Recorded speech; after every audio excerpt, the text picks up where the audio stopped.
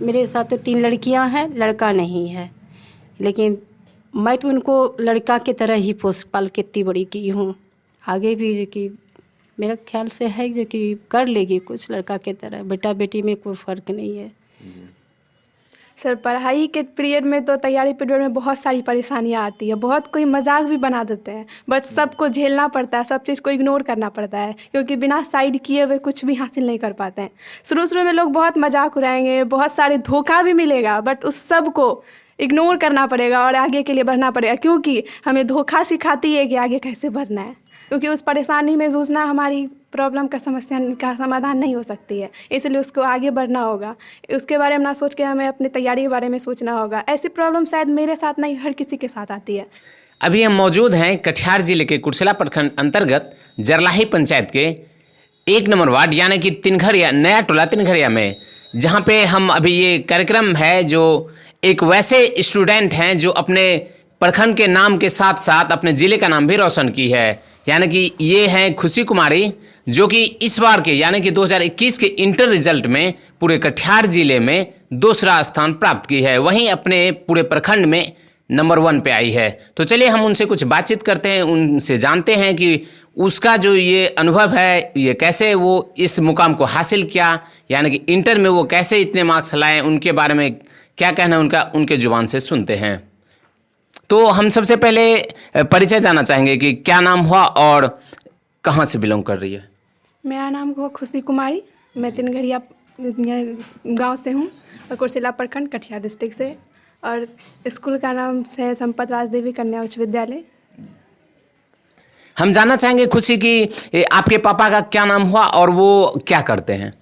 मेरे पापा का नाम है श्री उदय कुमार चौधरी और मेरे पापा एक किसान हैं जी। और हम जानना चाहेंगे कि आपकी मम्मी का नाम और प्लस वो क्या करती हैं। मेरी मम्मी का नाम श्रीमती रेखा कुमारी जायसवाल है, जो एक शिक्षिका है। खुशी, हम जानना चाहेंगे कि आपकी प्रारंभिक शिक्षा जो हुई थी वो किस तरह से हुई थी और कहाँ से हुई थी, उसके बारे में बताइए। यानी कि आपकी शुरुआती जो कक्षा 1 से हुई थी, उसके बाद आप कैसे यहाँ तक पहुँचे, किन किन क्लासों में, किन सेंटर से आप शिक्षा प्राप्त की, उसके बारे में बताइए। मेरी प्रारंभिक शिक्षा जो है वो न्यू ब्रिलियंट स्कूल से हुई है, जहाँ के प्रधानाचार्य गौड सर थे। इसके बारे में आप लोग जानते ही होंगे क्योंकि उस समय NBS स्कूल जो था वो फर्स्ट रैंक पे आता था पूरे ज़िला में, इसीलिए। और वहाँ पे मुझे बहुत सपोर्ट मिला सर का और वहाँ के टीचरों का बहुत सपोर्ट मिला। बहुत अपनी तरह मान के मुझे बेटी की तरह पढ़ाते थे और सारे क्लास में मेरा फर्स्ट रैंक आया था। जैसा कि आपने बताया कि NBS में हम प्रारंभिक शिक्षा प्राप्त किए, वहाँ का अच्छा अनुभव था।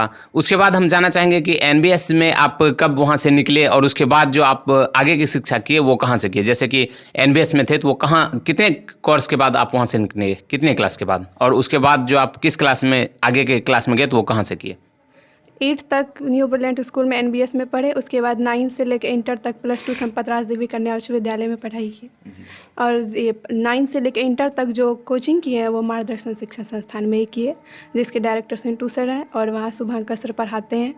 और उसका पढ़ाने का आइडिया जो बहुत अच्छा है, आज उसी के कारण जहाँ तक मुझे लगता है कि उन्होंने मुझे बहुत आगे बढ़ाया है और उसी के कारण आज हम इस मुकाम तक पहुँच पाए।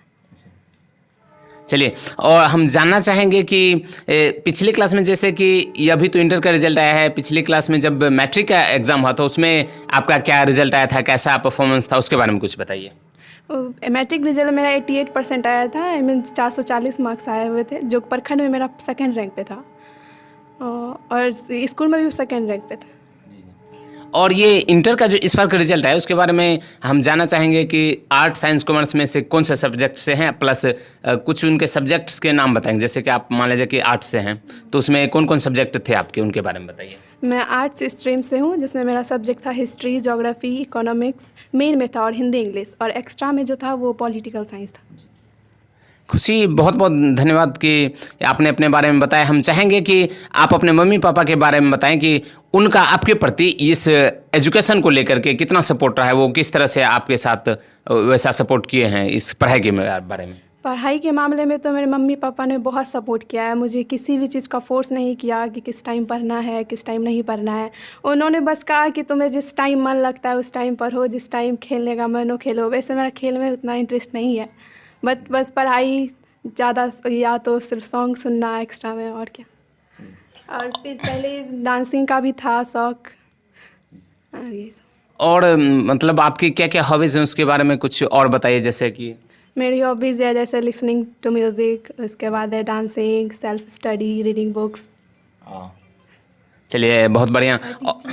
और ये जानना चाहेंगे कि आपके आगे की क्या सोच है, जैसे कि इंटर कंप्लीट के आगे भी और कोर्स करेंगे तो आपके क्या बनने की मतलब ख्वाहिश है, उसके बारे में बताइए। इंटर के बाद अभी फ़िलहाल तो ग्रेजुएशन के बारे में सोच रहे हैं, फिर ग्रेजुएशन के बाद सिविल सर्विसेज में जाना है। मेरा लक्ष्य है यूपीएससी फाइट करना है, जो कि बहुत ही एक गौरवनीय पोस्ट है। और आप लोग का सहयोग रहा, माता पिता गुरु का सहयोग रहा, तो शायद मैं वहाँ तक पहुँच पाऊँगी, ज़रूर पहुँच पाऊँगी। जी जी, ऐसा तो पूरे विश्वास के साथ हम भी कह सकते हैं कि इतने लगन मेहनत के साथ अगर रहें तो ये मुकाम हासिल ज़रूर किया जा सकता है। हम तो एक बात और जानना चाहेंगे कि इस पढ़ाई को लेकर के क्या क्या परेशानियां हुई थी, उसके बारे में बताइए। सर पढ़ाई के पीरियड में तो तैयारी पीरियड में बहुत सारी परेशानियाँ आती है, बहुत कोई मजाक भी बना देते हैं, बट सबको झेलना पड़ता है, सब चीज़ को इग्नोर करना पड़ता है, क्योंकि बिना साइड किए हुए कुछ भी हासिल नहीं कर पाते हैं। शुरू में लोग बहुत मजाक उड़ाएंगे, बहुत सारे धोखा भी मिलेगा, बट उस सब को इग्नोर करना पड़ेगा और आगे के लिए बढ़ना पड़ेगा, क्योंकि हमें धोखा सिखाती है कि आगे कैसे बढ़ना है, क्योंकि उस परेशानी में जूझना हमारी प्रॉब्लम का समस्या का समाधान नहीं हो सकती है, इसलिए उसको आगे बढ़ना होगा। उसके बारे में ना सोच के हमें अपनी तैयारी के बारे में सोचना होगा। ऐसी प्रॉब्लम शायद मेरे साथ नहीं, हर किसी के साथ आती है, इसलिए हर किसी से मैं कहना चाहूँगी, यदि तैयारी कर रहे हैं तो अपनी प्रॉब्लम को साइड करना होगा। यदि आपको आगे कुछ करना है तो अपनी प्रॉब्लम को साइड करना होगा और उसे इग्नोर करना होगा। और मैं एक बार और बताना चाहती हूँ कि मेरा एक लक्ष्य और है कि एक ऐसा टीम बिल्ड करना, एक ऐसा टीम बनाना, ऑनेस्ट टीम बनाना, जिससे पूरा भ्रष्टाचार को दूर किया जा सके। पूरे देश में जो भी करप्शन है, ऐसे अभी है भी है, कुछ नहीं भी है, जो भी है करप्शन, उस सबको दूर करना है। और इसके लिए हम एक टीम बनाना चाहते हैं, और उसका मैंने नाम भी पहले से ही सोच के रखा है। उस टीम का नाम है सार्क। चलिए बहुत अच्छा है। और ये हम जानना चाहेंगे कि जब मान लीजिए कि एग्ज़ाम नज़दीक होते हैं, जो इस बार आपने दिया, तो उसमें तैयारी का क्या शेड्यूल था, आपने किस तरह से तैयारी किया? क्योंकि हम चाहेंगे कि आने वाले जो छात्र छात्राएं होंगे वो आपसे कुछ सीखना चाहेंगे, तो हम चाहेंगे इस वीडियो के माध्यम से वो भी कुछ सीखे।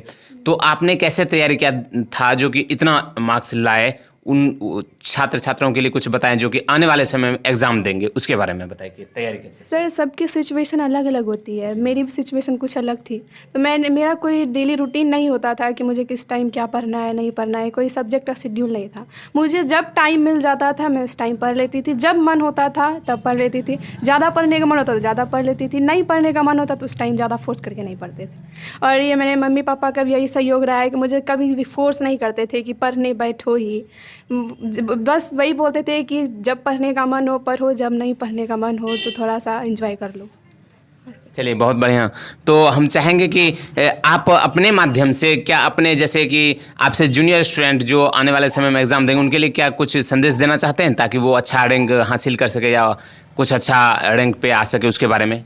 सर रैंक लाने का बात रहे और पढ़ाई में नॉलेज प्राप्त करने का बात रहे तो उसके लिए बस एक ही आइडिया है, वो है त्याग। हर चीज़ का सेक्रीफाइस करके आगे बढ़ना होगा, हर चीज़ को सेक्रीफाइस करके अपनी पढ़ाई पे पूरा ध्यान लगाना होगा, क्योंकि बहुत ऐसी चीज़ होती है जिसके कारण भटकाव होता है, उन सब को इग्नोर करना होगा और अपने एक लक्ष्य पर रहना होगा। क्योंकि बहुत सारे लोग होते हैं जो आपका लक्ष्य भी भटका देते हैं, लेकिन अपने लक्ष्य को बस एक जगह रखना होगा। और जिस प्रकार से माता पिता ये जन्म देते हैं, उसी प्रकार से गुरु के संरक्षण में भी रहना जरूरी है, क्योंकि गुरु ही हमें जीवन प्रदान करते हैं। चलिए बहुत बहुत धन्यवाद खुशी। जैसा कि खुशी ने बताया कि अगर आपको लक्ष्य प्राप्ति करनी हो, अच्छे रैंक पे आना हो, तो उनका बस एक ही उपाय है, त्याग करके बस उस लक्ष्य पे लगे रहिए, पढ़ाई पे कंसस रहिए। भटकाने के लिए तो बहुत तरह से बहुत ऑप्शन आएंगे, बहुत ऑब्जेक्शन लगाए जाएंगे, बस आपको भटकने नहीं है, उस लक्ष्य को साध लें और उस पर चलते रहें, निरंतर चलते रहें, तो वो लक्ष्य हासिल ज़रूर कर सकते हैं। जैसा कि इन्होंने हासिल कर चुके हैं, आप लोग भी कर सकते हैं। इसी तरह से लगन मेहनत के साथ अगर पढ़ें तो आप भी अच्छे रैंक पे आ सकते हैं। चलिए अब उनके पापा से मिलते हैं और जानते हैं उनका क्या गौरवान्वित हुआ है इस एग्ज़ाम रिजल्ट को लेकर के, उनके बारे में उनसे जानते हैं और जानते हैं कि वो कितने खुश हैं इस रिजल्ट को लेकर के, उनसे पूछते हैं। तो हम सबसे पहले आपका परिचय जानना चाहेंगे कि आपका शुभ नाम और आपका भी जो व्यवसाय है वो क्या है? मेरा शुभ नाम उदय कुमार चौधरी है जी। मेरा पेशा तो खेती है, मेरा खानदानी पेशा है खेती। और जहाँ तक सवाल है बच्चे का नाम जो रोशन हुआ है, ये समाज का भी कुछ सहयोग होता है, क्योंकि बेटी समाज का भी माना जाता है। पर्सनल जो कहेगा कि मेरा बेटी है नहीं। और इस संदर्भ में जो है जो भी एनवायरनमेंट इसको मिला हमसे और माँ से और समाज से, उस एनवायरनमेंट को देखते हुए मैंने इसको शिक्षा दीक्षा दिया।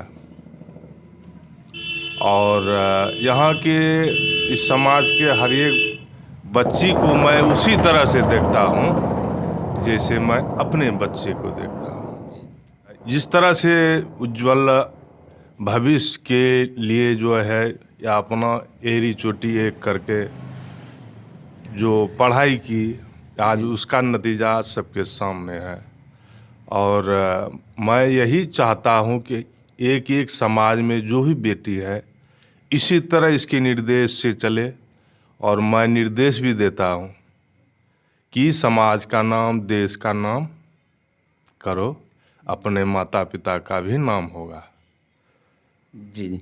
तो जैसा कि अभी खुशी बताए कि आगे चल के इसे सिविल सर्विस में जाना है, तो हम जानना चाहेंगे कि क्या उसमें आपका कहाँ तक सपोर्ट रहेगा, उसके बारे में बताइए।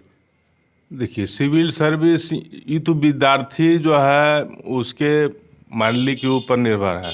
वो जो चाहेगी हम लोग को तो करना है ही, क्योंकि मैं माँ बाप हूँ, मेरा जो फर्ज बनता है वो ज़रूर करूँगा। इनका इच्छा है कि यूपीएससी तैयारी करूँगा, तो हम ठीक है, जो भी पैसा खर्च होगा मैं वाहन करने के लिए तैयार हूँ। और इसका जो भी इसमें दिमाग पर बनाया हुआ है कि मैंने देश का सेवा करने के लिए मैं ये पोस्ट लेके दिखाऊंगा, एक किसान का बेटी होके। इसका यही कहना है। चलिए, ये तो बहुत ही गर्व की बात है और आपने उनको पूरा सपोर्ट, जहाँ तक वो करना चाहें आप उनके लिए फुल्ली सपोर्ट में हैं, ये बहुत अच्छी बात है, प्लस पॉइंट है। तो चलिए अब उनकी मम्मी से जानते हैं कि उनका क्या इसमें सहयोग है और वो कैसा अनुभव कर रही है इस रिजल्ट को लेकर के, उनसे जानते हैं।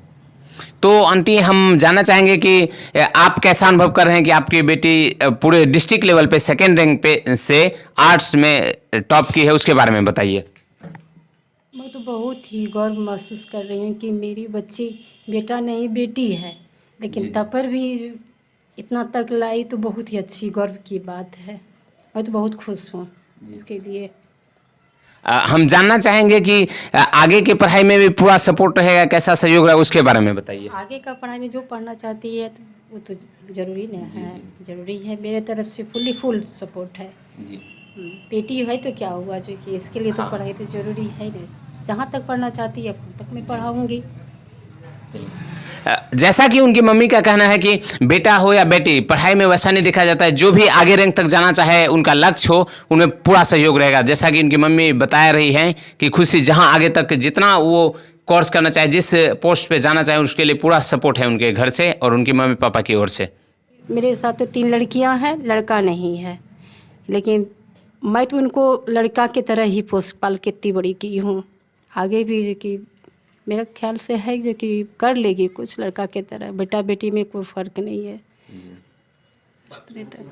अभी मैं आपको मिलवाए, यानी कि कटिहार डिस्ट्रिक्ट के कुर्सेला प्रखंड से जो इस बार के 2021 के इंटर रिजल्ट में आर्ट स्ट्रीम से पूरे डिस्ट्रिक्ट लेवल पे सेकेंड रैंक प्राप्त की थी, वो कुर्सेला की एक छात्रा है जिनसे आपको मुलाकात करवाएं, उनके बारे में जाने कि वो किस परिवार से बिलोंग करते हैं, कैसे तैयारी के साथ वो इस मुकाम को हासिल किए हैं। जैसे कि आप लोग भी उस तरह से तैयारी करें या उससे अधिक अच्छे से तैयारी करें तो अच्छा रैंक प्राप्त कर सकते हैं। आज के वीडियो में इतना ही, आगे फिर मिलते हैं नए वीडियो के साथ। तब तक के लिए मैं सुधांशु, कैमरामैन अजीत के साथ, धन्यवाद। दाढ़ी कहाँ गए? दाढ़ी का आशीर्वाद सब कुछ। अब आप